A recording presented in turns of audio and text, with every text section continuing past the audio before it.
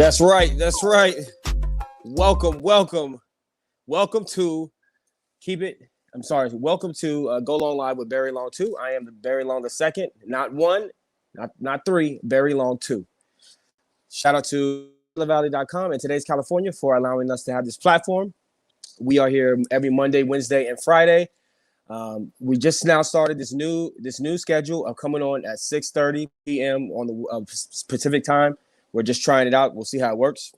But thank you to everybody who's tuning in. Thank you to everybody who is sharing the post. Thank you to everybody who is liking the statuses. All right, so let's just jump right into it. If you all have been, hopefully everybody out there is being safe. I want to say, get this out of the way first of all. They got this new Delta Plus variant. Okay, I thought it was bad enough with the Delta variant, but we got something called the Delta Plus variant. When I saw it trending on Twitter, I literally thought that the Delta Plus was some kind of like airline rewards program or maybe like a Delta Airlines streaming service, but no, Delta Plus is actually worse than the Delta variant. So I know a few people who have passed away tragically to COVID, and if you're not vaccinated, you don't have to be like Jennifer Aniston. I think she said the other day that if she cut off some of her friends who aren't vaccinated or who won't tell her that they're vaccinated. So that's ridiculous. I'm not going to go that far, but I am vaccinated. But make sure you're wearing your mask, people, whether you're vaccinated or not, so that we don't have to shut down again, so we can watch sports. So they don't have to do what they're doing out there in the Olympics, which is taking the fans out of the games. So speaking of the Olympics, I wanted to jump right into the funniest thing that I saw watching the Olympics the other day. It was a Belgian long jumper, and just look at the video for yourself.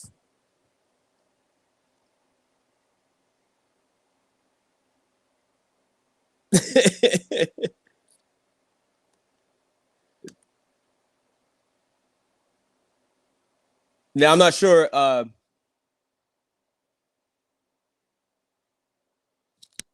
I'm not sure if that's. I'm not a long jumper. Okay, I don't know proper form, but I'm pretty sure that's not how you do it. This man became a GIF overnight. So yeah, he's a GIF right now. So he is trending all over Twitter. Hopefully that guy is okay.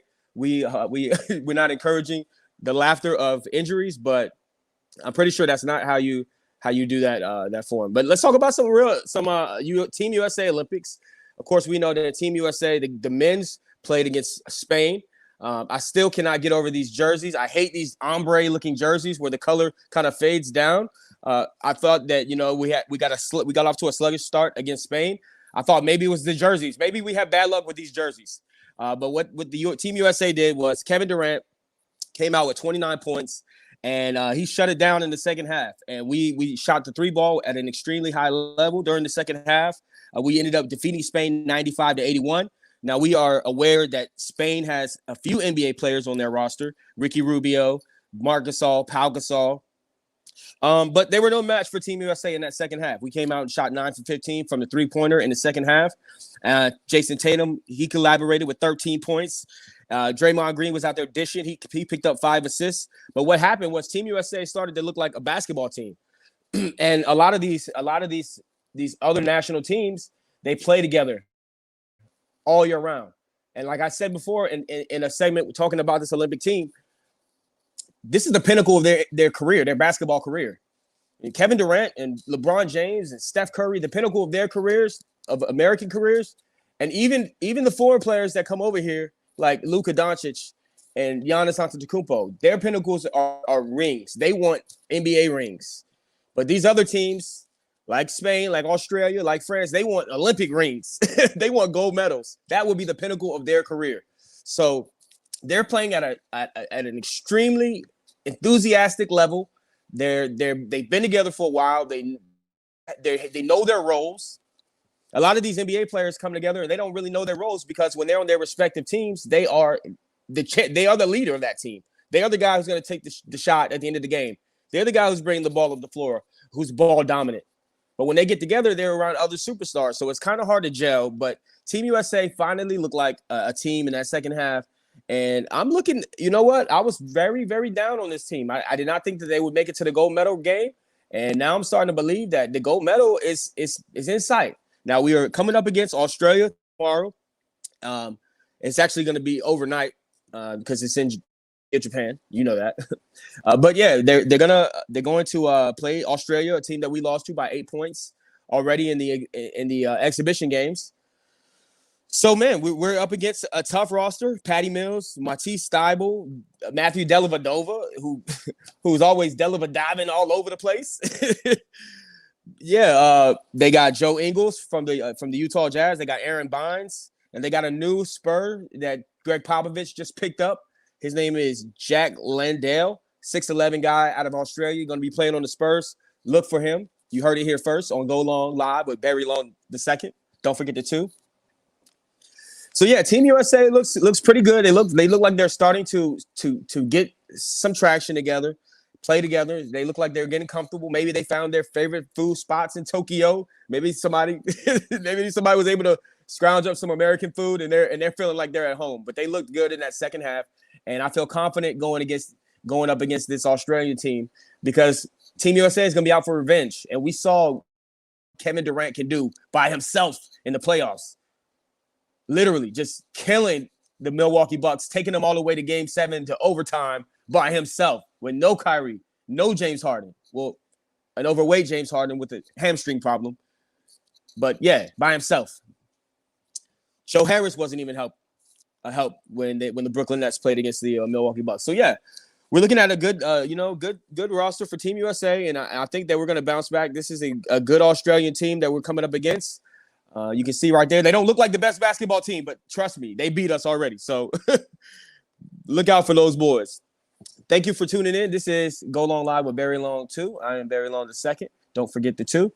So now we're going to talk a little bit of NBA free agency. Now, the free agent market went crazy yesterday. It was crazy. You just started seeing guys get picked up left and right. I really like what the Chicago Bulls did. Now, just before I say anything else about the Chicago Bulls, the NBA is better when the Chicago Bulls are good. The NBA is much better when the Chicago Bulls are good. And if you got a chance to watch that documentary, that Last Dance documentary, it's on Netflix. If you haven't got a chance to watch it, you need to go and watch it. You see the Dennis Rodman poster behind me. He was a part of that dynasty. But it was literally one of the greatest documentaries I've ever seen. And I was able to watch it like 5 or 6 times already. But you need to go and check it out. But yes, that was the last time the Bulls were really, really good. And then, of course, a few years ago, they had a little playoff run with Derrick Rose and Taj Gibson and Kirk Heinrich. Remember that name? And Joakim Noah when he was pretty good. So they got some guys that they went out and got. They went out and signed Lonzo Ball to a contract. They went out and signed DeMar DeRozan to a 4-year, $85 million contract. Now, DeMar DeRozan was a big name on the free agent market. He was trying to get to LA. They were saying that maybe he might go to the Clippers, maybe he might go to the Lakers. Ultimately, what ended up happening was they didn't have enough salary cap space to fulfill the roster with him, to fulfill his contract. So he had to end up going somewhere else who had a little bit more money to spend. Ended up in Chicago. I think he's going to be a great fit with Lonzo Ball and Zach LaVine. Zach LaVine can shoot the 3. DeMar DeRozan, who I call Amar DeRozan because he plays no D, so he does not deserve the D. But yeah, so I call him Amar DeRozan because he does not play defense at all. No D whatsoever. So he doesn't deserve either D in his name. But he is a great mid-range shooter. He's an athletic player. He's an athletic wing. He's going to be able to fill up some minutes, and he's going to fill up the stat sheet. He's going to get to the bucket. But Zach LaVine is their star. I look for him to take another leap forward this year. Shout out to Sean McNeil, my brother back in Virginia. We talked about the Bulls last night. He's very excited. He's a big diehard Bulls fan.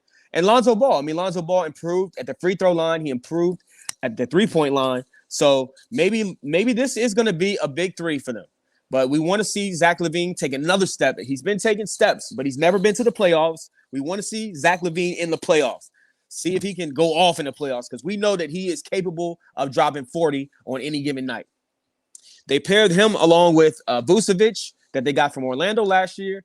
And I look for this team to be formidable.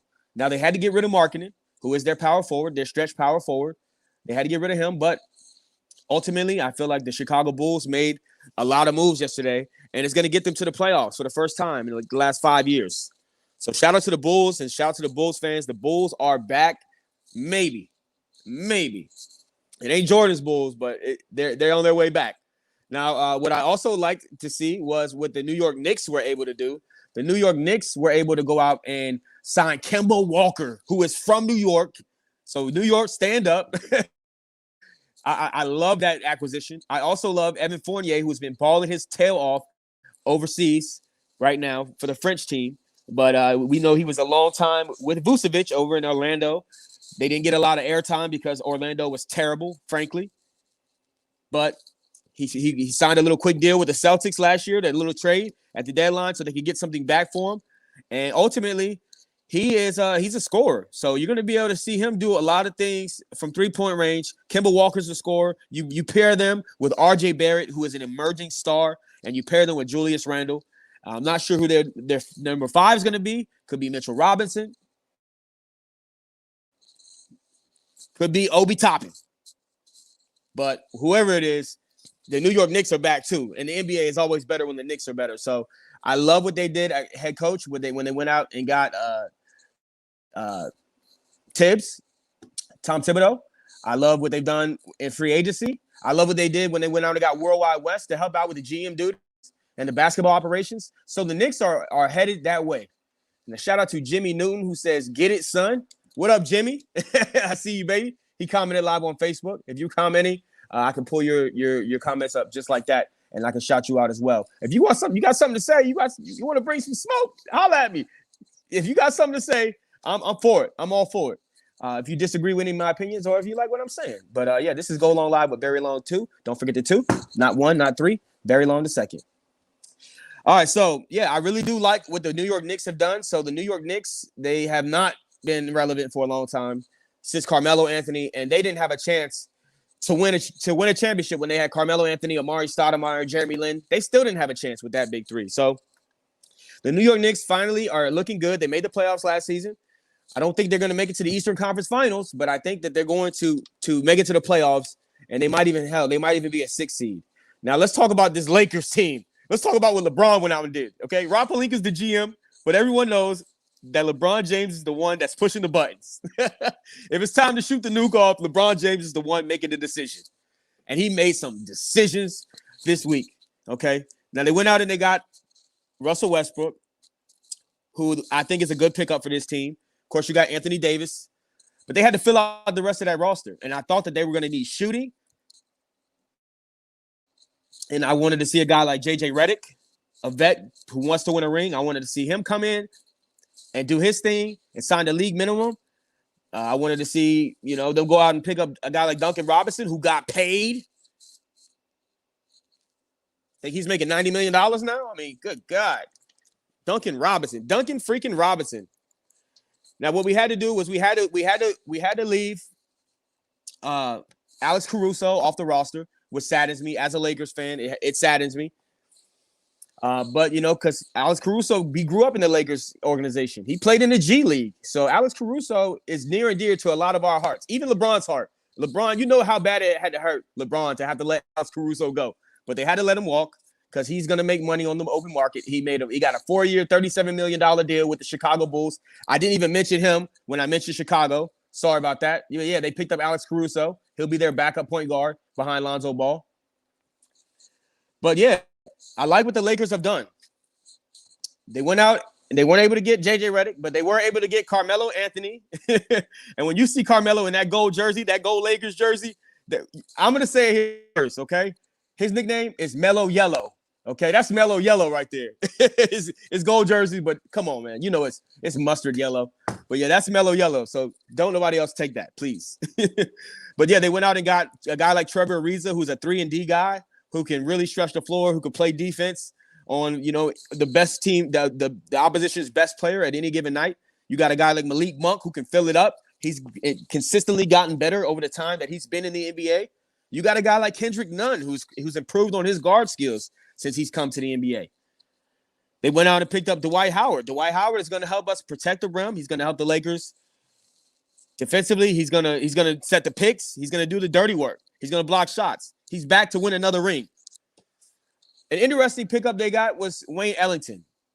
Now, Wayne Ellington,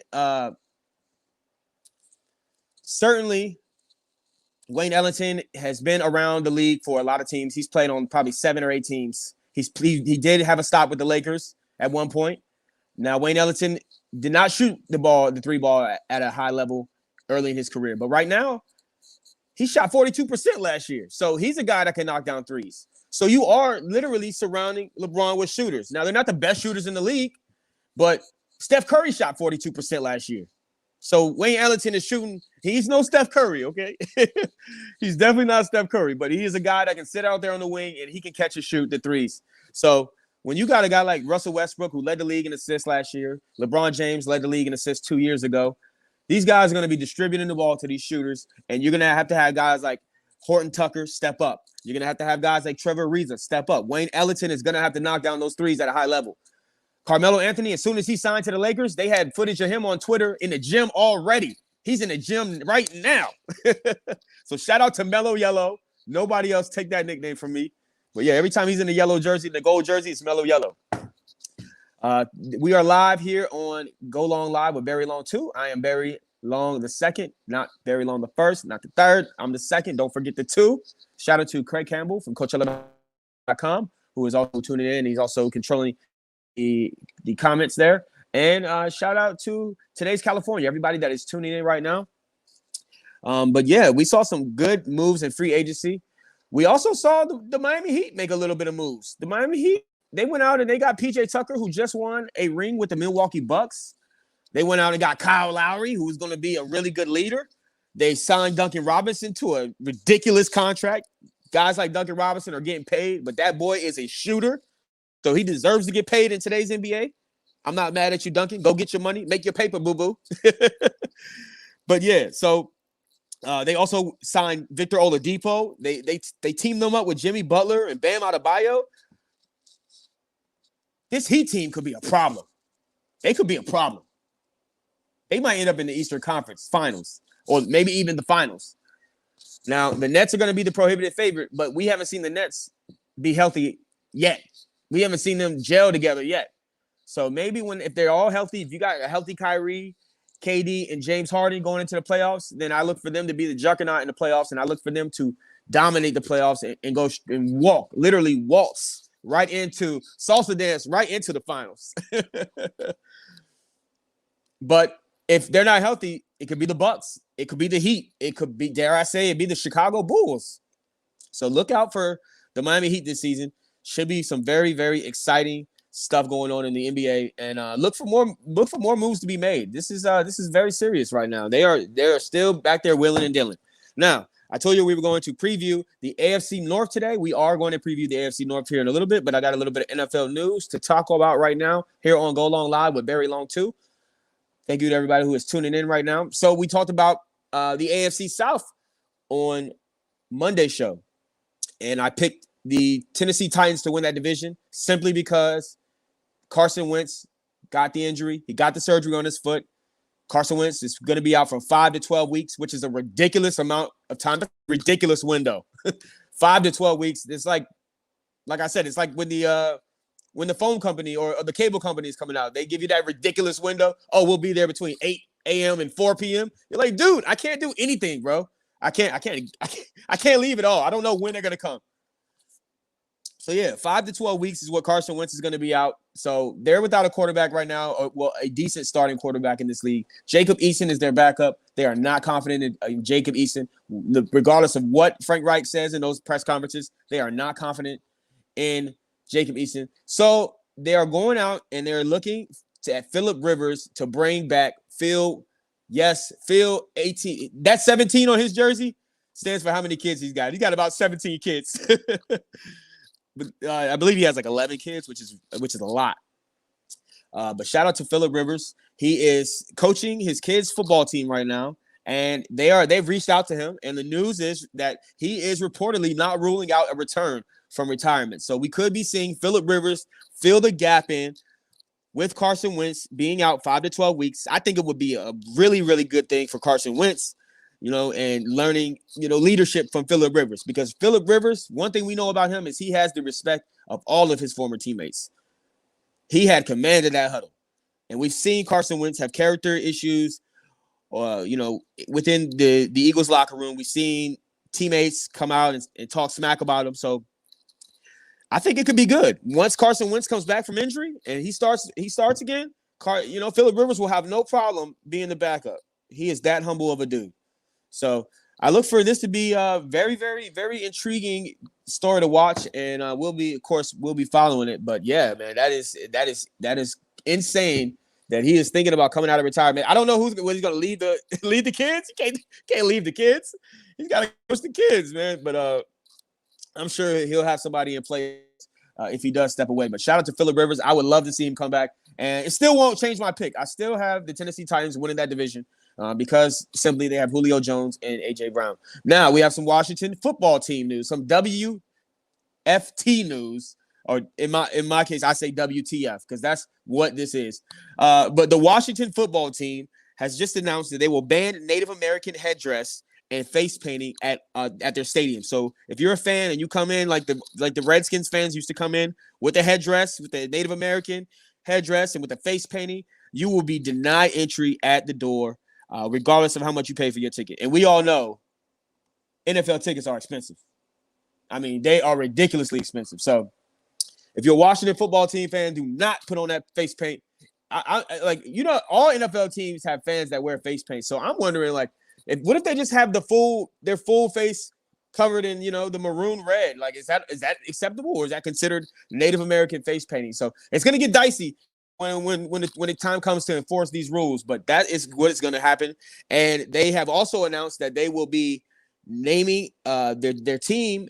They will be naming a mascot in early 2022. So I'm pretty sure they're going to finish this season out as WTF, and then they will come out with their name and logo, and hopefully they don't change the colors because those colors are so classic to that city, just to that franchise. But yeah, we're going to see no Native American headdresses or face paintings in the stands this season. Now, I'm wearing a Ravens jersey because I am a Ravens fan, duh. And we have got about the division that the Ravens are in. And by the way, you're watching Goal On Live with Barry Long 2 right here on CoachellaValley.com and Today'sCalifornia.com. Thank you for tuning in. Thank you for commenting. Thank you for sharing the post. Let's talk AFC North.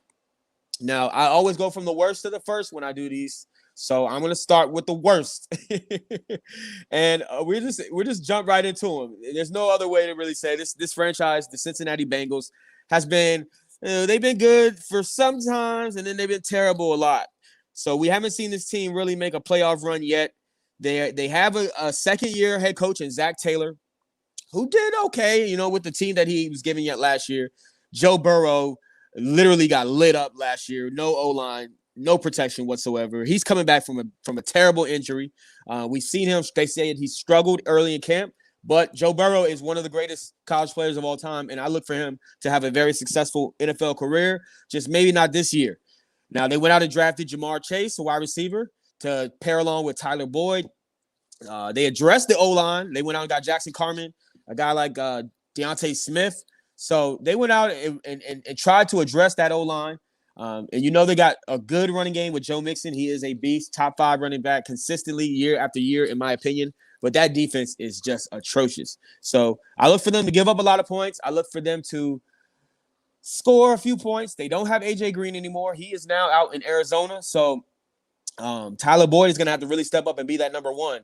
And Jamar Chase, we know he can light it up if you watch college football. So I look for them to have an okay year, but they're not going to have a winning record. I think they'll be below 500.